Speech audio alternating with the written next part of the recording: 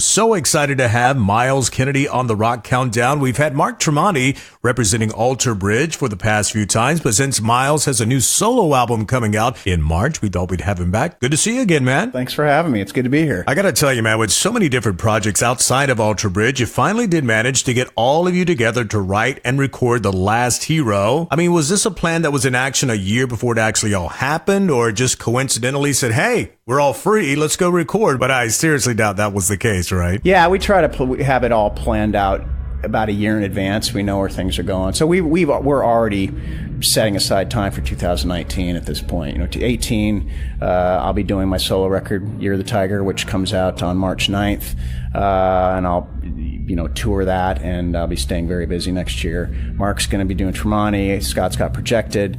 I'm sure Brian will be doing something as well. But then 2019, we'll be back to Alter Bridge. I can't stop. I mean, it's the one thing that keeps me sane. So Mark would probably say the same thing, that each of us always has a guitar in our hands and always writing, always work on, come up with ideas. If I'm not performing, generally I'm writing. So that's just what I'm put on this earth to do. Myles Kennedy hanging out with us, talking about Alter Bridge, talking about his upcoming solo album. But one thing about Alter Bridge I love is those long, epic tracks that you seem to have on pretty much all of your albums. So do you make an effort to get one of those included on each album, or it just kind of works out that way? Yeah, I think since Blackbird, since we stumbled onto that approach from an arrangement standpoint, and I think more than anything, found that we enjoyed it. I mean, that can be very difficult, but the challenge of that is really fun. And when you're kind of restricted by the idea of keeping a song, verse, chorus, bridge, chorus out, keep it under 4 minutes, and it becomes extremely formulaic, your hands are kind of tied as an artist. And I think for us, having a fan base who allows us the opportunity and seems to enjoy the more epic side of the band we're very grateful for, because that is, speaking for myself, is probably the funnest part. Getting to write, the Last Hero and Blackbird and Fortress and these songs that take you on a journey. That's real fun. That's a lot of fun. I love them, man. It just really showcases your vocal work and, of course, Mark Tremonti's guitar work as well. I know it's great to have a producer to push you to get the best out of each member, but I got to ask you, Myles, internally, how does each member of Alter Bridge challenge each other to get the best performance? I don't know if we so much challenge each other in the performance side of things. I think we challenge ourselves. Mark and I are very, very hard on ourselves. I'll speak for myself. I'm hard on myself, and I want it to be as perfect as possible when it comes to performing. So I try to give 110% every night. I think where we push each other more than anything is as songwriters.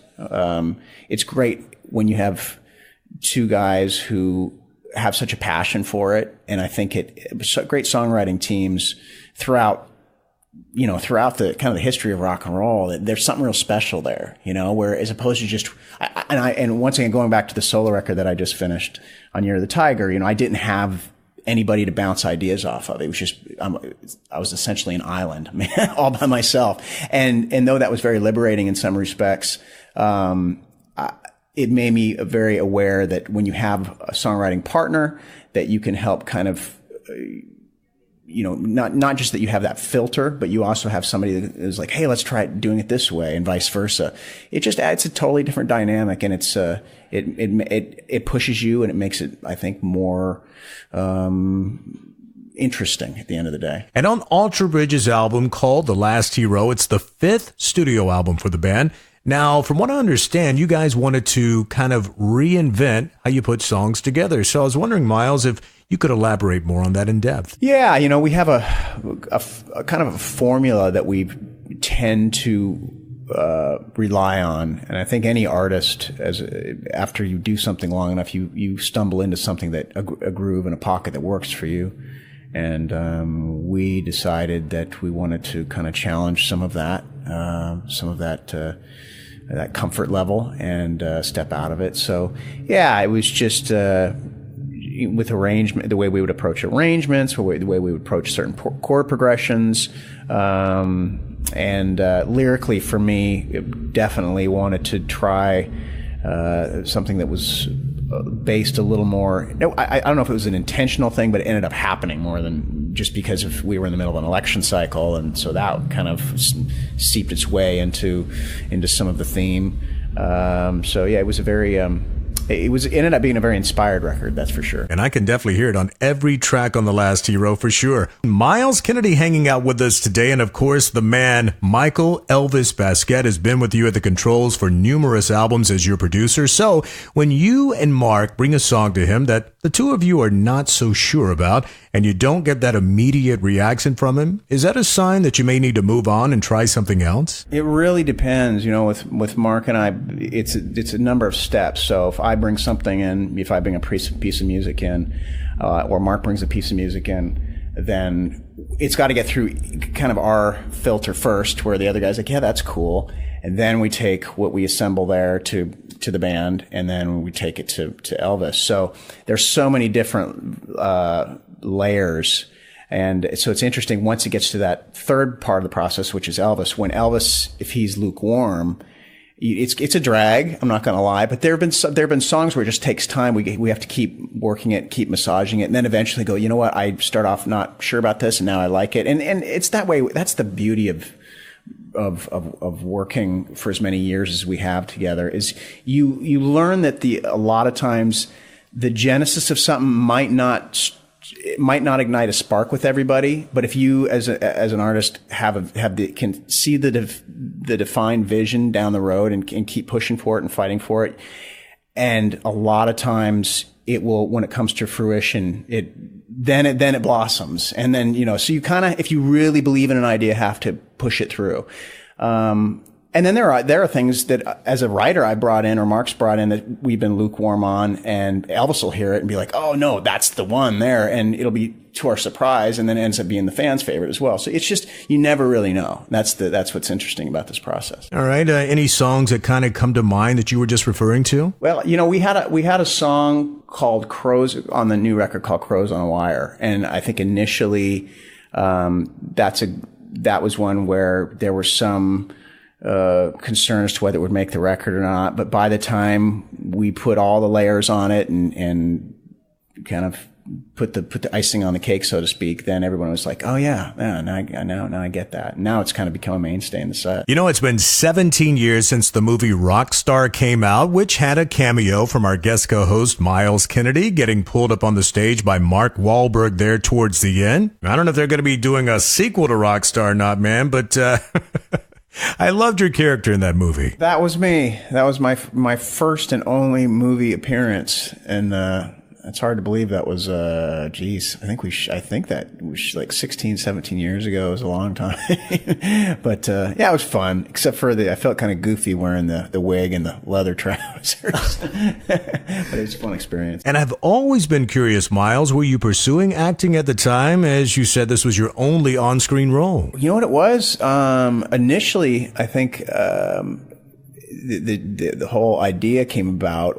Are you familiar with Brendan O'Brien? Yes. Amazing producer, and he knew somebody who was involved with the film, and he actually suggested they reach out because he mixed the very first Mayfield 4 record. So apparently they'd been looking for that character for a while. They wanted somebody who could be in the film and also would be the guy who would sing the part. So he said, you should try this guy. Give him a call. So yeah, and then I went and read for the part. I'd never acted before, and so it was all very foreign to me, but it was exciting just because obviously there's a great cast, and it was I thought this, when I read the script, I thought it was very entertaining, so it was cool to kind of step into that world for a little bit and experience the magnitude that is Hollywood film. Things to look forward to: March 9th, a solo album from our guest co-host Myles Kennedy. If you haven't got The Last Hero from Alter Bridge, which of course features Myles on vocals, get that one too, man. You will not be disappointed. And of course, a song we played many weeks on the Rock Countdown was the lead-off track from The Last Hero called Show Me a Leader. So tell us about the decision process for the release of the first song off an album, since it will be a preview of what's to come before the album is released. Yeah, so that was tough because we initially, the label had an idea for what the song should be, and then we had our own ideas as to what the first song should be, and so then what happens is, as a band, you're kind of like, well, you lose your perspective because you're so close to the material. Like, so then you just start playing for strangers. You're like, what? You're walking down the street. Hey, what do you think of the song versus this song? But we settled on, Show Me a Leader, just because I'll never forget, we were in a dressing room and Mark's guitar tech, Frosty, was sitting there, and we played him a few tracks. He goes, that's the song right there. And we were like, all right. So ultimately, I guess Frosty kind of decided it for us. Well, good job there, Frosty. You picked a hit, man. And I am L.A. Lloyd with Myles Kennedy of Alter Bridge and a solo album coming out in March. Now, on Alter Bridge's album, The Last Hero, Mark Tremonti said it's more complex, has more layers. So did this come more from the band's goal to always perform better than the previous album, or from the man, your producer, Elvis Baskette? I think both. Elvis he never he never settles, which is good. I mean, you want that from your producer.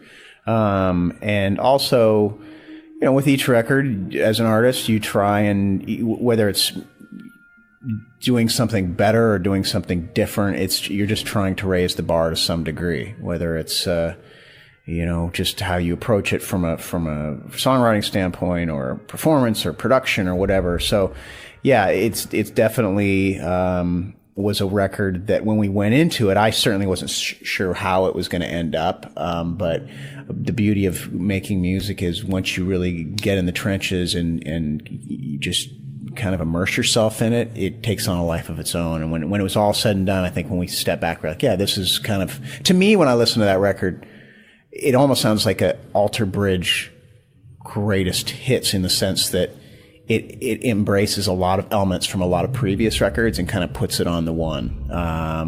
So I think it'll be interesting to see with our next record what we decide to do. We're kind of running out of avenues at this point. I can tell, man, you're a big fan of Elvis, and man, what a great sound he gets out of you guys indeed. Can't wait to hear the new solo album from Myles Kennedy coming out in March as well. Now, working with Mark on some of the older Alter Bridge albums, did he bring more lyrics to the band when you guys first started? Well, lyrically, yeah. I think on the first record that was certainly, half lyrics were written by the time I came into the fold. But by the time we did Blackbird, 95% lyrics are that's kind of, it's my responsibility to write the script, so to speak. So, and I will say that as between all the projects that I'm in, writing lyrics, I enjoy writing lyrics, but there is something to be said about, getting concerned as time goes on. It's like, where are you going to continue to find subject matter? So, I've been very lucky because I've been involved with so many things that have afforded me the luxury of writing songs. But what you start doing is really keeping your ear to the ground and trying to find new ways of expressing things lyrically. There's so maybe, who knows, maybe on the next record I record, I'll try a different language. I don't know, man. Maybe try Russian or Spanish next time. Tell me what's one of your favorite songs to perform live from the latest album. Show Me a Leader. It's especially as we've toured for the last 18 months.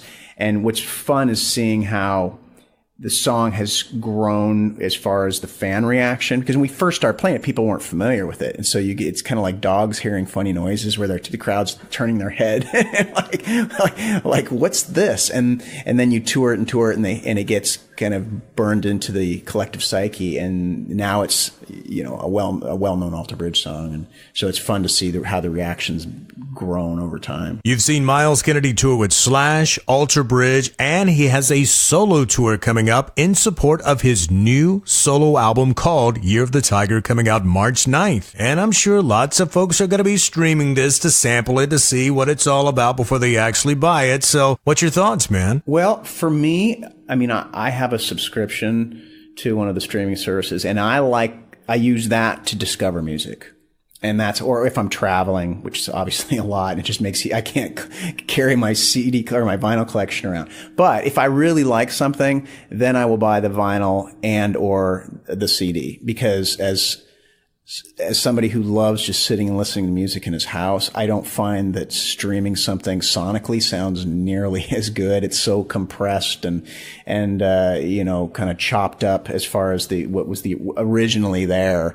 And when you listen to it as it was intended in a big, just warm analog sense, in vinyl, it really adds to the listening experience. So yeah, I totally get that times are changing, and that's a good thing, I think for discovering music, it's really great because if I hear of a band and I want to check it out, then you can just stream it and be like, okay, that's cool. Maybe I'll go buy that. When you guys listen back to some of your earlier demos, and what is one approach to your songwriting that has been consistent throughout the years and just doesn't change? I think for me, the quest for some sort of truth that resonates within me, because I know that, as I said earlier, it's like writing your script, and I know that if I have to try and convey it in a believable fashion, it better be something that I have experienced or understand.